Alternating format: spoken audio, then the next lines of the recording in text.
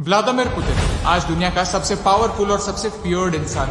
कुछ लोग ये भी मानते हैं कि सीक्रेटली वो दुनिया का सबसे अमीर इंसान भी है, इलॉन मस्क से भी ज्यादा। उनके पास 43 प्लेन्स, 7,000 से ज्यादा कार्स और तो और एक गोल्ड से बना टॉयलेट भी है। We are not joking. Vladimir Putin 20 साल से ज्यादा समय से रशिया के सुप्रीम लीडर हैं, जो दुनिया के सबसे ज्यादा न्यूक्लियर वेपन्स को कंट्रोल करते हैं। How did Putin become the most powerful man in the world? छोटा व्लादिमीर ना ही कोई प्रिंस था, ना ही किसी रिच फैमिली से बिलोंग करता था, बल्कि एक साधारण घर में जन्मा था। उनकी माँ फैक्ट्री वर्कर और पिता सोवियत नेवी में थे। वो एक कम्युनल में रहते थे, जहाँ घर के अंदर टॉयलेट तो छोड़िए, किचन भी नहीं हुआ करता था। एक छोटे से कमरे में गुजारा करना पड़ता था। कम्युनिज्म और गरीबी को अपने आंखों के सामने देखते देखते वो बड़े हुए और जॉब ढूंढने लगे। और जॉब कहाँ मिला? केजीबी में, जो यूएसएसआर की सीक्रेट एजेंसी थी। अमेरिका और यूएसएसआर के बीच कोल्ड वॉर के दौरान उन्होंने कई सीक्रेट ऑपरेशंस कैरी आउट किए और अपने देश के लिए एक इम्पोर्टेंट एसेट बने।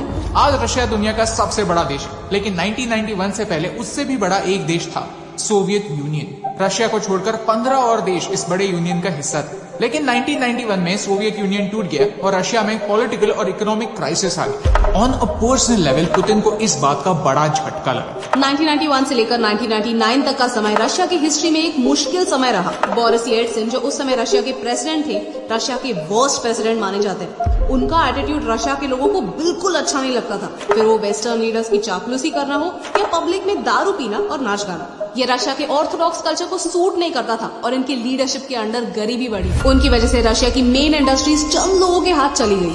1996 में अमेरिका ने रशियन इलेक्शंस को इन्फ्लुएंस करके बोरिस को वापस जिताया, लेकिन रशियन जनता बोरिस को ज्यादा देर के लिए एक्सेप्ट नहीं करने वाली। एक समय ऐसा आ गया कि उनकी अप्रूवल रेटिंग 2% तक नीचे गिर चुकी थी। सिचुएशन ऐसी थी कि जल्दी कुछ नहीं हुआ तो उन्हें असैसिनेट किया जा सकता था। इसी वीक इमेज को काउंटर करने के लिए उन्होंने एक डायनामिक पुतिन को 1999 में प्राइम मिनिस्टर बनाया। लेट मी टेल यू कि रशिया में प्रेसिडेंट सबसे पावरफुल और प्राइम मिनिस्टर उनके नीचे यानी सेकंड इन कमांड होते हैं। उसी समय रशिया के चेचनिया में मिलिटेंट्स ने 300 रशियंस को मारा। इसके अगेंस्ट जब पुतिन ने ठोस कदम उठाए और उन मिलिटेंट्स को हरा दिया, रशिया में Putin as a strong leader establish हो गए। बस उन्हें प्राइम मिनिस्टर से प्रेसिडेंट बनने में टाइम नहीं लगा और अगले 8 सालों के लिए वो प्रेसिडेंट रहे। इस समय रशिया की कंडीशंस बदली। जीडीपी लगातार बढ़ता ही चला गया। इन्फ्लेशन 36% से घटकर 6% तक आ गया। लोगों की एवरेज इनकम 25 गुना बढ़ गई। रिजल्ट्स दिखे, लेकिन क्यों? अच्छी पॉलिसी मेकिंग की वजह से नहीं, ऑयल की वजह से।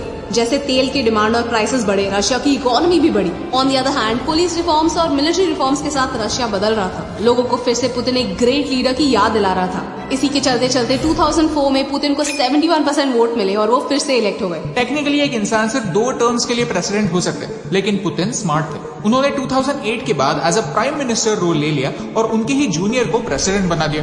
कंट्रोल उन्हीं के हाथ में था। 2012 में वो वापस प्रेसिडेंट बन गए। ऐसा नहीं है कि उन्हें कोई अपोज करना नहीं चाहता, लेकिन सच ये है कि उन्हें कोई अपोज नहीं कर सकता। उनके क्रिटिक्स मिस्टीरियसली गायब हो जाते हैं। Journalist, farmer KGB agents, even reputed politicians, जिन्होंने भी पुतिन को क्रिटिसाइज किया, उनका अंजाम एक ही।